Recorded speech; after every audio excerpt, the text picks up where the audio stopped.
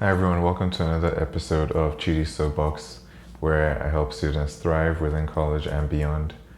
In this week's episode, I'm going to kind of share a personal story and journey about my whole process relocating for my job after I graduated, and everything that I had to deal with before that, during the move, and after the move even. And so I hope it's going to be a light episode, kind of fun, just all the dilemmas I fell into in that process. And so I hope you enjoy it.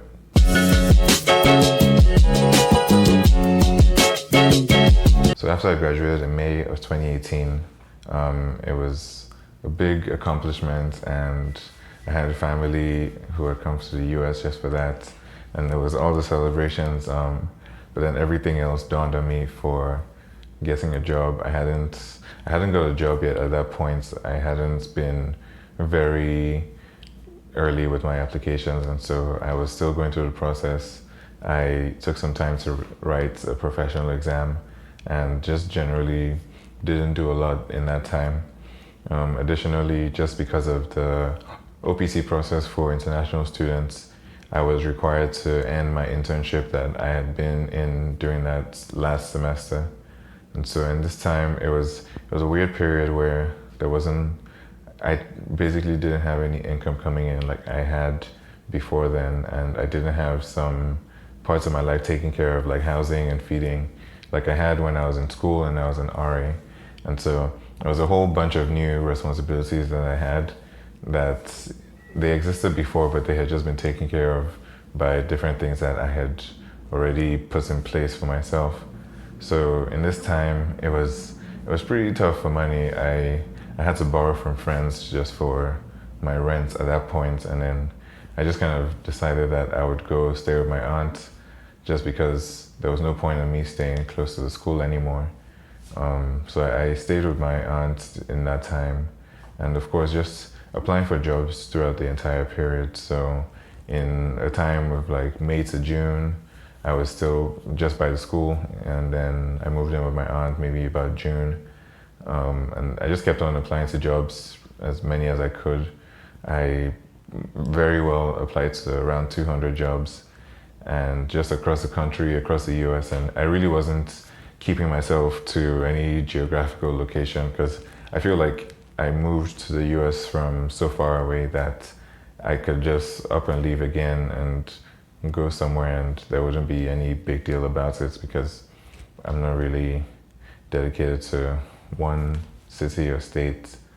And so I was applying generally different places, anywhere I felt like it was a big city. I didn't want to be in anywhere that's kind of a small town or didn't have many people in it, and somewhere that I felt like I could have a pretty good life for just the quality of life and things that were going on in that place.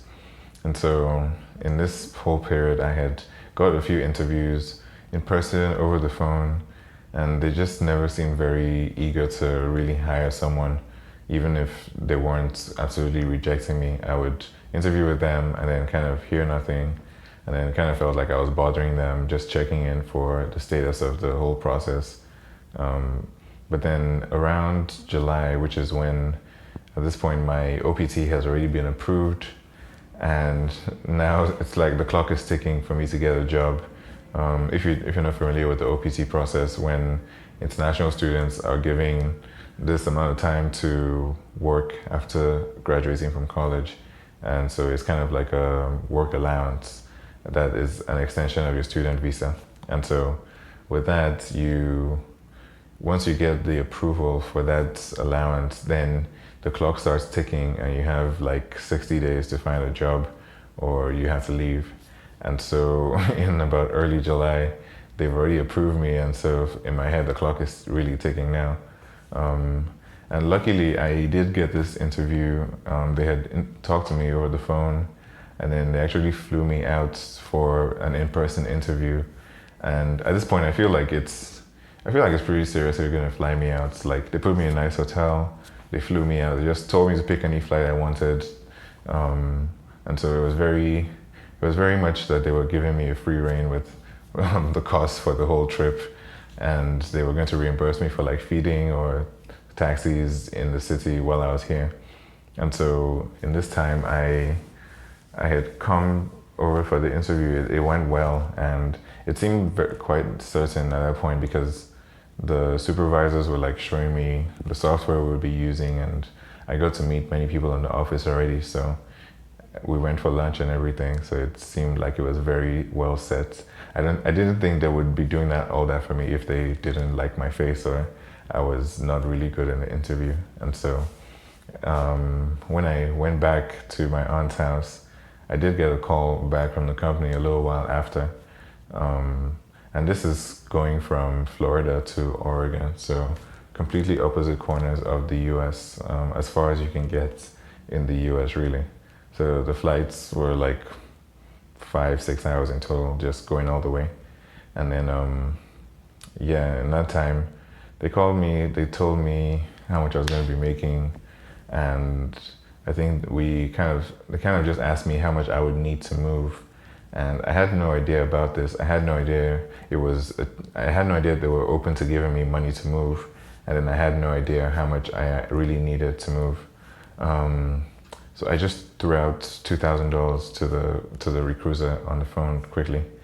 And that seemed like it would be enough for me to kind of get my apartment for the first month and like flight tickets and things like that. But I think it wasn't clear to me that even though they were giving me that money, it was not going to come before I moved. So I really couldn't buy my flight ticket with it. I couldn't do anything before then. I couldn't like pay a deposit for the apartment before then. And I really had no idea about that. And so I think if anyone's ever going through that, make sure that you're clear on exactly when the money's coming, even if you know for sure the money's coming. And so I am kind of under pressure to accept a job quickly, start a job quickly, but then I literally have no money at this point. I was just not working and not getting any income at this point. I would still kind of just get support from friends, or my sister just sent me some random money here and there, my younger sister. And it was interesting just scraping everything together just to get my flights and everything. But then while I was here for the interview, I tried checking out apartments and I really couldn't find one in that day. They made me leave in like 24 hours. And so I was online checking apartments and going through them.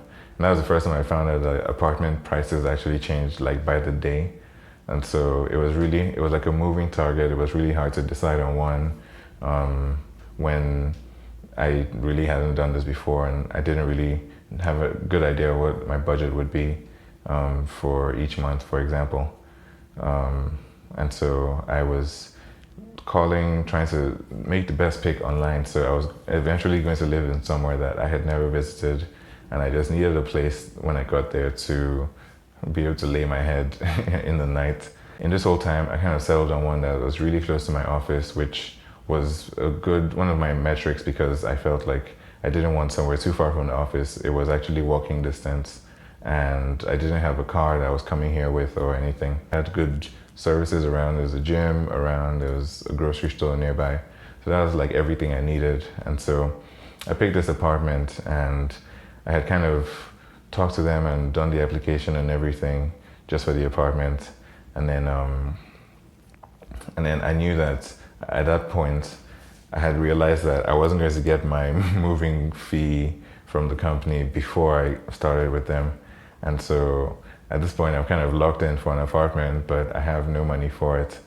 And it's getting closer. It's like a week. So I asked my dad in Nigeria to send me the money for that. And it's quite a lot of money from Nigeria just to get that first apartment. We weren't able to get it in time before then. And so a few days, a week before, I'm kind of staring down the barrel of, I am definitely going to this place. I have my ticket for sure. I know where I want to live, but I may not be able to pay to get in there. I kind of plan on kind of begging them to let me in, and I'll pay over the next week whenever the money comes from my dad in Nigeria. But then like the most random thing happens, and I see a Facebook friend who was at my school in Florida, and I see that she posts something about Portland, which is where I am now, and I haven't seen her in like 3 years since freshman year. And I just kind of reach out to her, like we haven't spoken to each other, but she just pops up at the right time, and I kind of just ask her about Portland and everything, and then it turns out that she's living in that building that I'm trying to sign my lease to. And so I tell her about the whole situation and how I may not be able to get into the apartment, and kind of asking her to be a backup plan for me and maybe have somewhere to stay. I had already planned on going with my air mattress and just a few clothes that I could wear to work. So that was kind of the plan at this point. And so I just get on the plane and I head all the way across the country. When I get there, I kind of talk to the leasing people and see if it's possible to get into the apartment, and it's kind of obviously no. So I kind of just stay with my friend over that little week. It was really gracious, and it was the most lucky thing ever, but it was great to have somewhere to find people and find a good place to stay at that point. So over the next few days, I begin work, and in this time, I'm also trying to figure out what to do for getting all the lease documents done with the apartment and everything. So very different from the student apartments that I had before. In this one, they were very much more official. They want a personal check because it's my first time, and my dad is sending money to my credit union account, which is from my university, and I need to have a check from like a real bank. So I have to open a new bank account, but then I don't have an address yet because I don't live in this place yet. So I am in this incredible catch-22 where I can't do one without the other. And then even when the money comes, I can't get all the money out of one account into the new bank account. But the money is just a mess for that week until about the end of the week, when I'm able to move all the money and just get this one check over to the apartment and get everything done at that point. So I moved from my friend's floor down to my own apartment, and with my air mattress and my other bag of clothes, and that's kind of it.